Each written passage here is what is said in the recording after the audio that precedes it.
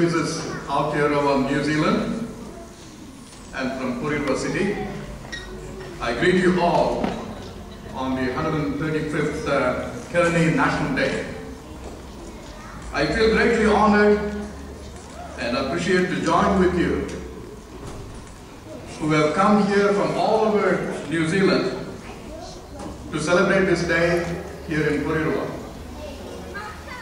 I have learned from history that on June 21st, 1875, Sir Douglas Forsyth, a representative of the Viceroy of British India government, and Mr. Kin Wong Wing Yi, the chief of Karenni people, on behalf of King Lindon, signed an agreement approving the independence of Karenni state.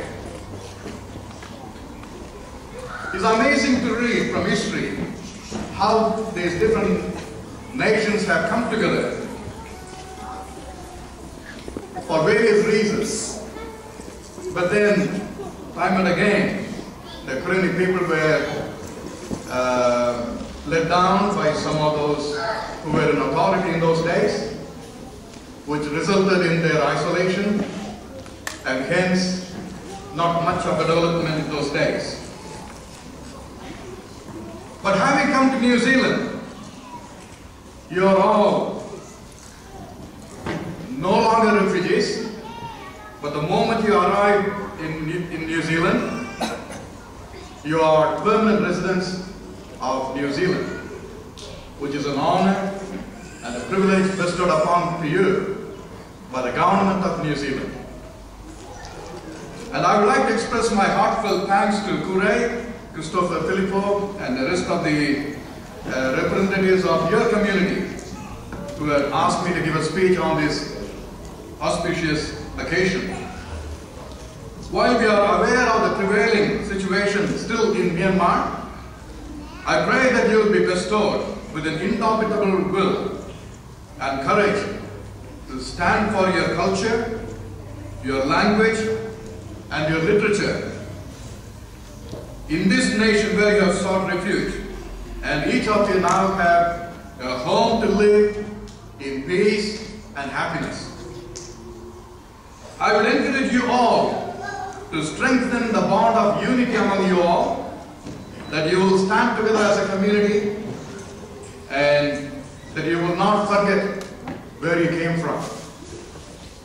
And particularly to the young people of the Karenni and Kayan community, I would encourage to remember where you came from and value the culture and the dignity of your people back in Myanmar. I will also encourage you that you will imbibe everything in this country so that you will have a better life, a better future, and that you and your children and your grandchildren for all generations to come will have a better knowledge, advancement in technology, and to achieve greater development and to stand tall among the nations.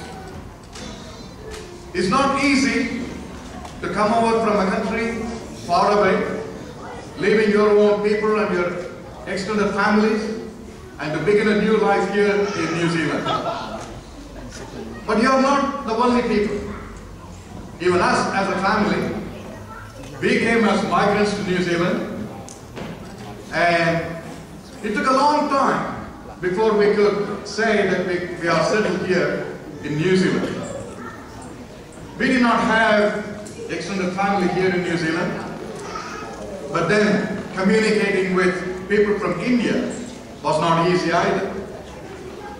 And when I read about the historical connections between India and Burma, some of my ancestors, some of my relatives used to live in Yangon, and they were working for the government in those days under the British, and subsequently They all had to leave when the military took over because their properties were confiscated by the military government.